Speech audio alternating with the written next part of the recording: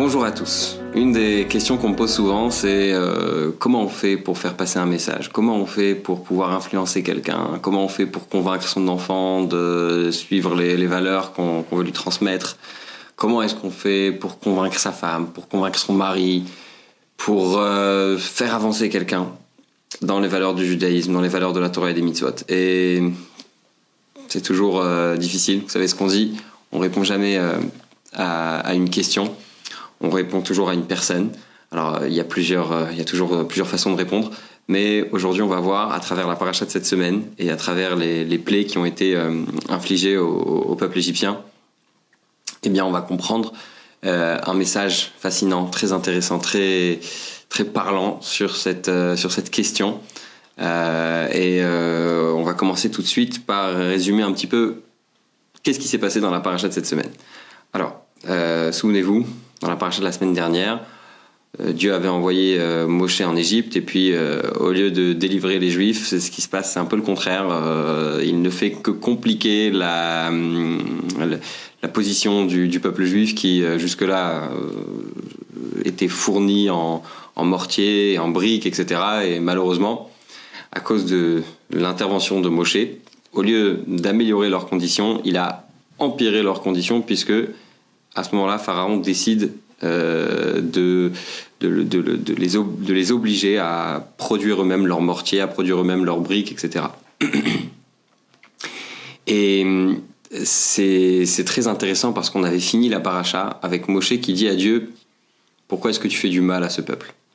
Et là, au début de cette paracha, Dieu lui dit « T'inquiète pas, je vais montrer énormément de choses, je vais faire énormément de miracles en Égypte, afin de leur montrer ma force. » C'est-à-dire que,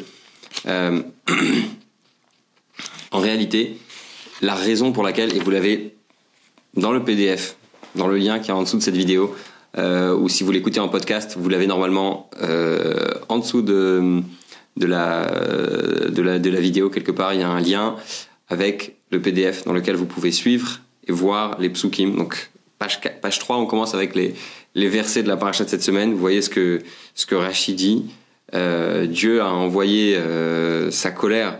Il amène des châtiments afin de montrer au peuple juif qu'il a une certaine force et qu'il est capable d'agir. C'est-à-dire, la raison pour laquelle Dieu amène les plaies, c'est pas pour amener des punitions aux Égyptiens. Peut-être c'est aussi ça, mais en tout cas, ce qui est mis en valeur ici, c'est l'idée que les Juifs voient les miracles, que les Juifs voient ce qui se passe et se disent tiens, il y a un Dieu sur terre et ça vaut peut-être le coup de suivre Moïse pour aller le servir. C'est-à-dire que le but idéal quelque part, le but essentiel des plaies, c'était d'influencer les Juifs à sortir d'Égypte. Alors, comment se passait chaque plaie? C'est vrai qu'en général, on a entendu l'histoire de la sortie d'Égypte, etc., et des plaies quand on était à l'école, et on n'a pas forcément le souvenir des détails. Alors, il y a un Rashi ici qui dit que, basé sur les versets, vous voyez page 4, vous pouvez lire, la première plaie qui était celle du sang, celle de transformer le Nil en sang, on nous enseigne que chaque plaie durait 1 mois. C'est-à-dire que il y avait un quart du mois qui était consacré à la prévention. D'accord ? Pardon, il y avait un quart du mois qui était consacré à la plaie, et puis les 3 quarts du mois qui étaient quelque part une campagne de la part de Moshe qui allait dans toute l'Égypte et qui allait voir Pharaon et qui prévenait, en fait, que la plaie allait arriver. Donc, on a plus ou moins compris ce qui se passait. Les plaies servent à convaincre le peuple juif de sortir d'Égypte, elles servent à convaincre le peuple juif de servir Dieu.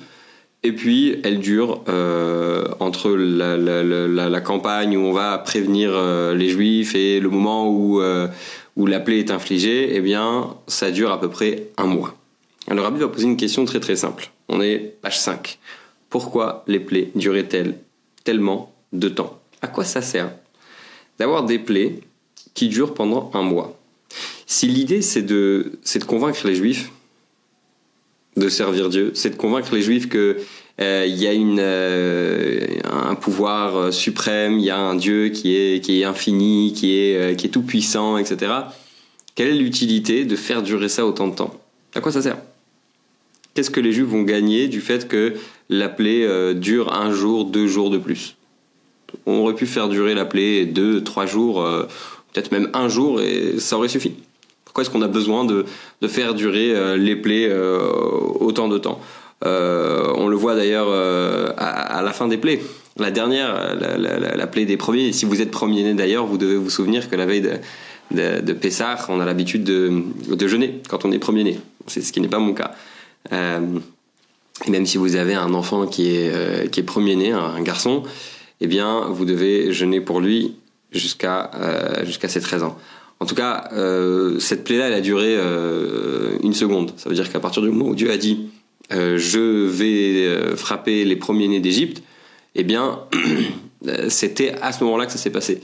C'était à minuit, et ça a duré 1 seconde, ça a duré 1 instant. Et donc, quel est le but de faire durer tout ça pendant 1 mois pour les autres plaies?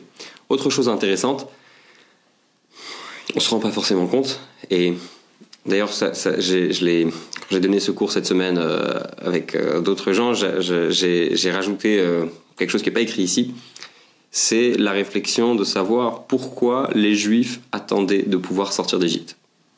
Et en réalité, c'est un peu la même question pour nous. Pourquoi est-ce qu'on attend Mashiach? Pourquoi est-ce que le peuple juif aujourd'hui veut sortir d'exil? Pourquoi est-ce que le peuple juif veut la venue du Mashiach? Alors, certains vont dire parce que ce sera la fin de nos souffrances, parce qu'on n'aura plus de problèmes de santé, de problèmes d'argent, de problèmes de sécurité. D'autres vont dire pour revoir nos proches, d'autres diront pour pouvoir retourner en Israël. Bon, je pense que c'est pas tout ça en réalité. Quand je dis je pense, je me base sur des textes, bien sûr, c'est pas ma pensée personnelle. C'est pas une question de confort. C'est pas une question de joie. C'est plutôt une question de profondeur. C'est-à-dire la question de savoir pourquoi est-ce qu'on attend Mashiach, c'est en réalité la volonté de faire un judaïsme qui est entier. C'est-à-dire, aujourd'hui, les conditions dans lesquelles on se trouve ne nous permettent pas de pratiquer notre judaïsme complètement. C'est-à-dire que dans notre judaïsme, il manque certains détails. Qu'on le veuille ou qu'on le veuille pas, on n'est pas libre de faire exactement ce qu'on veut. On n'a pas de Beth Amikdash. Alors ça, c'est dû à l'exil. C'est le bon Dieu qui va amener le Beth Amikdash. Alors, il y a plusieurs opinions sur ça. Mais bon, c'est pas un cours sur Mashiach. Mais quand le Beth Amikdash reviendra, on va retrouver tout un tas de mitzvot. Quand vous regardez le compte des mitzvot, que ce soit dans le livre le Sefer HaChinuch, d'accord, qui a été traduit en français d'ailleurs, ou que vous regardez dans le Rambam, etc., vous réalisez qu'il y a un très grand nombre de mitzvot qu'on n'est pas capable de faire aujourd'hui. Pourquoi? Parce que on n'a pas les conditions pour un judaïsme idéal. Et donc en réalité, la raison pour laquelle on attend Mashiach, c'est bien sûr, on peut, si ça nous encourage de l'attendre pour revoir nos proches, pour être en sécurité, pour résoudre les problèmes de santé, etc. Très bien. Mais c'est pas la raison essentielle. La raison essentielle, c'est pour faire notre judaïsme pleinement. Quand on veut comprendre le sujet de Mashiach, c'est important de comprendre l'ensemble du judaïsme. Donc, ce que le rabbi va dire ici dans la page 6, c'est l'essentiel, c'est de dire on va faire des plaies qui vont durer longtemps, et en attendant, les Juifs sont encore en Égypte, en attendant, les Juifs sont encore en exil. C'est-à-dire, je veux bien, on va faire un processus pour les faire sortir, mais le but, c'est quand même de les faire sortir, et rappelons que le but essentiel de la sortie d'Égypte, tout comme je viens de l'expliquer par rapport à Mashiach, on l'a vu dans la paracha de la semaine dernière. Dieu dit à Moshe, dit au peuple, quand ils vont sortir d'Égypte, c'est pour pouvoir me servir sur cette montagne. En d'autres mots, en d'autres termes, pour recevoir la Torah.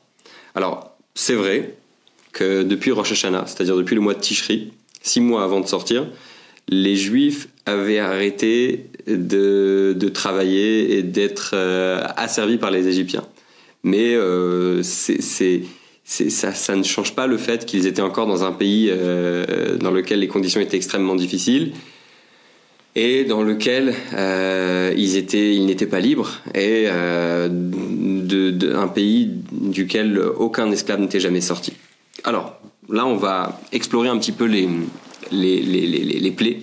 On va découvrir que à travers les plaies, il y a un message dans chaque plaie. Il y a un impact qui a été causé à Pharaon et au peuple égyptien dans son ensemble par le biais de chaque plaie. Chaque plaie, elle a eu un impact, elle a eu un message, elle a fait un petit peu changer d'avis. Encore une fois, souvenez-vous, la question de base, c'était des fois, on a le sentiment que nos actions n'ont pas d'impact, on a le sentiment que on n'arrive pas à faire passer le message, que ce soit dans l'éducation, que ce soit dans le couple, que ce soit dans le travail, etc. Eh bien, on ne doit pas se décourager, parce que justement, on a un grand message dans la paracha de cette semaine. Premièrement, ce que Dieu va faire, c'est qu'il va, comme on dit en français, crever l'abcès.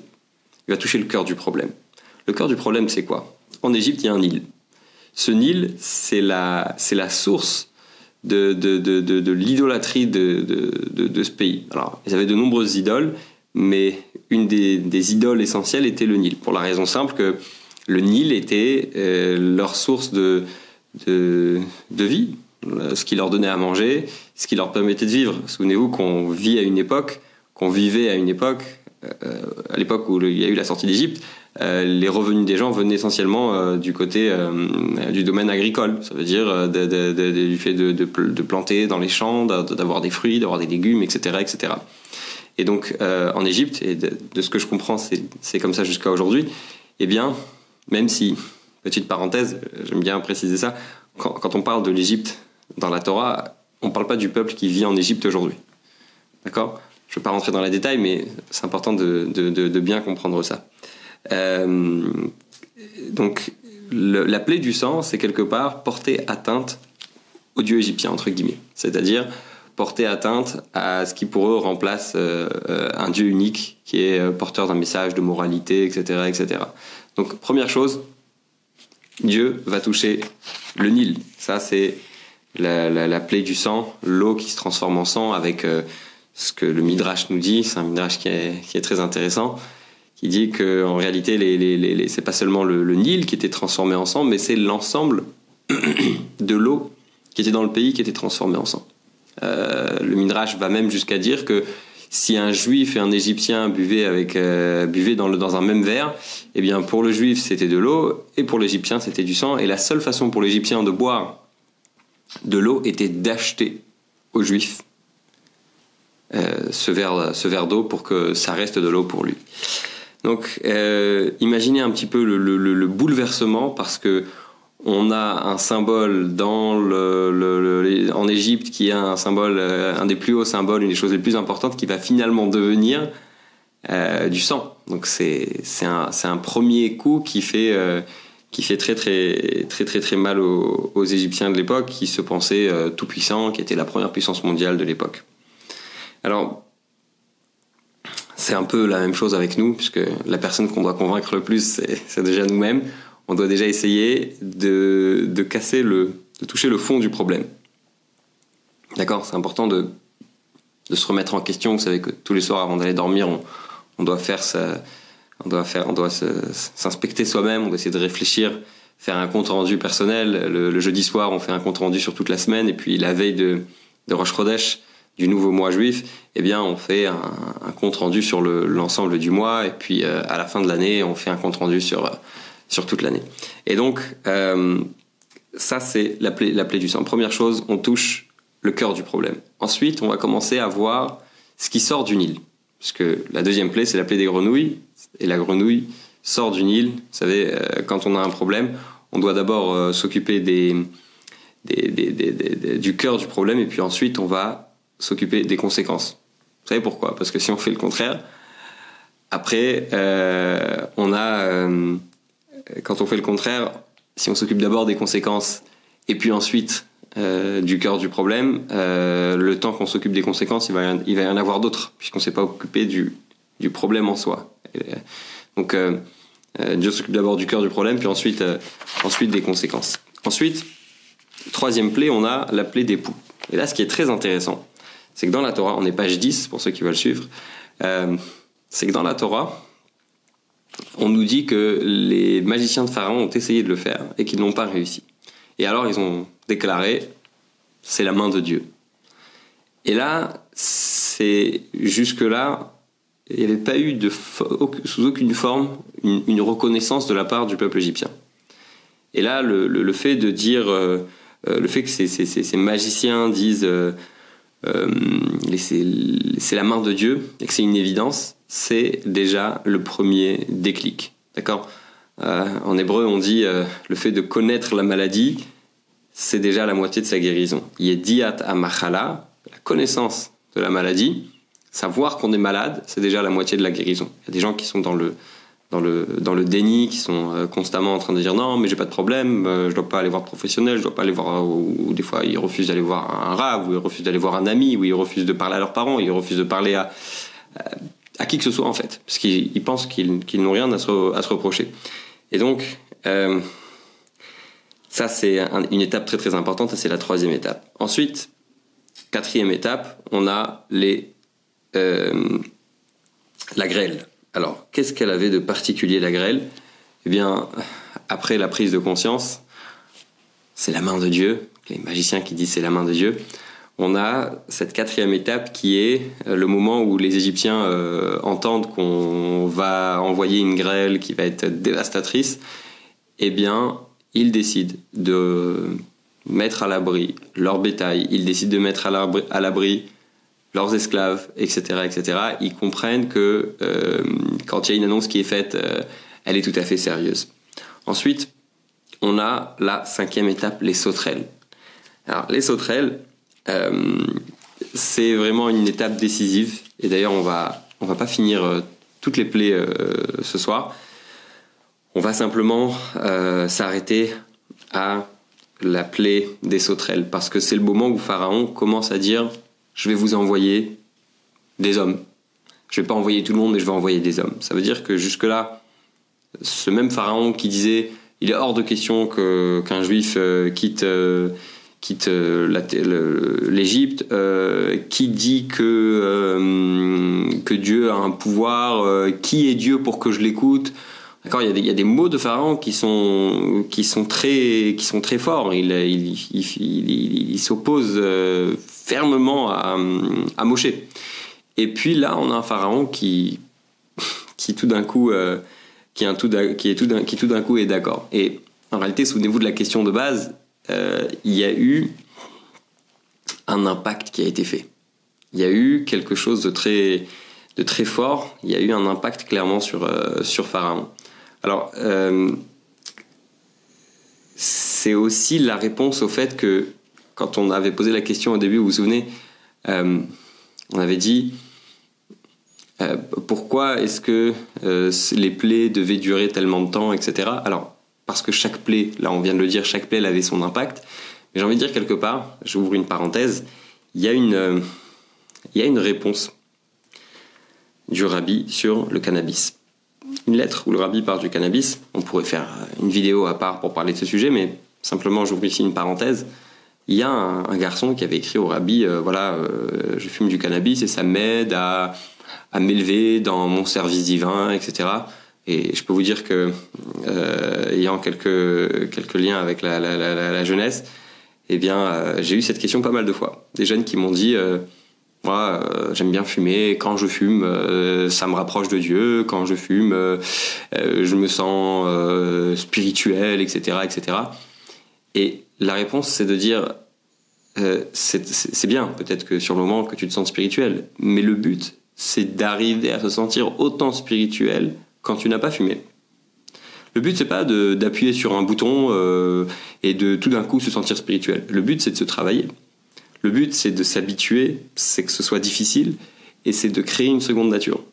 C'est-à-dire que le but, c'est de faire en sorte qu'on se sente naturellement spirituel, que naturellement on se sente proche de Dieu. Quand je dis naturellement, ça veut dire après des efforts et des efforts qu'on ait travaillé jusqu'à ce que ce soit devenu notre seconde nature. Encore une fois, le but, c'est pas d'appuyer sur un bouton et de faire en sorte que tout d'un coup on le reçoit comme une sorte de cadeau qui est instantané. On n'a rien fait, on n'a fourni aucun effort pour le recevoir. Et donc l'enseignement, c'est le suivant. L'enseignement de tout ça, c'est que quand on essaye de convaincre quelqu'un, et on est page 13, pour ceux qui veulent suivre, quand on essaie de convaincre quelqu'un, on a tous ce moment où on se dit on a essayé, on a donné, on a dit, on a parlé, on a aidé, on a donné de l'argent parfois, ça sert à rien. Combien de fois dans ma vie j'ai entendu cette phrase? Des gens qui disent bon, mais tu peux essayer, mais t'arriveras pas, tu lui parleras, mais tu vas pas réussir à le changer. Eh bien, ici on a un enseignement énorme, puisque la Torah nous parle d'un homme comme Pharaon, et ce qui est important de comprendre, c'est que Pharaon, c'est un Hitler d'un autre temps, d'accord? C'est pas seulement un ennemi du peuple juif, c'est un monsieur qui ordonne de jeter des bébés à la mer, d'accord? Ça veut dire que c'est un tyran, c'est un personnage tout à fait horrible, d'accord? Et on a ce monsieur Pharaon, d'accord, qui jette des bébés à la mer, qui, d'après le Midrash, se trempe dans un bain de sang, d'accord? C'est pas une exagération. Qui va changer d'avis, qui va faire une sorte de teshuva. D'ailleurs, il y a même un autre Midrash qui dit que Pharaon il a fait teshuva à la fin de sa vie. Mais si Pharaon était capable de changer, eh bien, ça veut dire que on ne devrait jamais être capable de dire que quelqu'un ne peut pas changer. On ne devrait jamais être capable de dire « Oh, j'ai abandonné sur lui ». Non. Parce que c'est la constance qui va marcher. C'est le fait de le répéter jour après jour et de ne pas abandonner, de le dire de tout son cœur et d'insister et d'aller jusqu'au bout qui va faire en sorte que finalement, eh bien, le message va passer. Ça veut dire que si, pour Pharaon, qui vivait avant le don de la Torah, et on sait ce que le don de la Torah a fait dans le monde, il a transformé la façon dont on perçoit ce qui se passe dans le monde. Ça veut dire que le don de la Torah, ça a été un changement depuis la création du monde jusqu'au don de la Torah. Il y a une période, et après le don de la Torah jusqu'à aujourd'hui, jusqu'à la venue du Mashiach, puisqu'il va venir très bientôt, c'est une autre période. Pourquoi? Parce que avant le don de la Torah, par exemple, on nous parle d'un Yaakov, un des patriarches Yaakov, qui va mettre les tefilines, et qui va après prendre l'écorce et la jeter. Il mettait les tefilines pas comme des tefilines qu'on a aujourd'hui, mais il mettait les tefilines d'une autre façon avec une écorce de bois. Et puis une fois qu'il avait fini de mettre les tefilines, il prenait cette écorce, il la jetait à la poubelle. Pourquoi? Parce que avant le don de la Torah, on n'avait pas la capacité d'imprégner des objets matériels de sainteté. Et le don de la Torah a fait en sorte, notamment avec la manifestation de Dieu devant tout le peuple, etc., le don de la Torah a fait en sorte que l'on puisse imprégner des choses matérielles de spirituel. Et donc, pour revenir à ce qu'on disait, si Pharaon, on a réussi à le convaincre alors qu'il était avant le don de la Torah, à plus forte raison aujourd'hui, on est après le don de la Torah, on a cette capacité de pouvoir imprégner le matériel de spirituel, il est certain que si on va parler avec notre cœur, vous savez, on dit de la même façon que l'eau renvoie le reflet d'un visage, eh bien, les cœurs reflètent ce qui se passe dans le cœur de la personne qu'on a en face de nous. Quand on aime quelqu'un, la personne, elle le ressent tout de suite. Et si on va le dire de façon tout à fait sincère, et on va agir avec persévérance, on va être là jour après jour, semaine après semaine. Bien sûr, il y a des choses que je dis pas ici, mais c'est évident qu'on va parler de façon douce, de façon... on va être... respectueux, poli, etc. On ne parle pas ici d'agir et d'essayer de convaincre comme un sauvage. Mais on va le faire avec beaucoup de finesse. On va le faire avec tout notre cœur. Eh bien, il est certain qu'on aura des résultats. Alors, je sais, je vous vois venir. Vous allez me dire, mais des fois, on n'est pas capable de voir ces résultats. D'accord? Eh bien, le rabbi finit avec ça. C'est parce qu'on regarde avec des yeux matériels. On n'est pas capable de voir ce qui se passe derrière la carapace. Très souvent, on essaye de convaincre quelqu'un, on essaye de faire quelque chose. Et puis bon, nous on pense qu'on n'a pas fait grand-chose, mais finalement, le bonjour, le sourire, la chaleur, l'enthousiasme, etc., ce sont des choses qui passent. Et il faut jamais se dire que c'est pas passé parce qu'on n'est pas capable de tout connaître, on n'est pas capable de tout savoir. quand on a eu un bon comportement, quand on a été bienveillant envers quelqu'un, d'une façon ou d'une autre, le message finit par passer.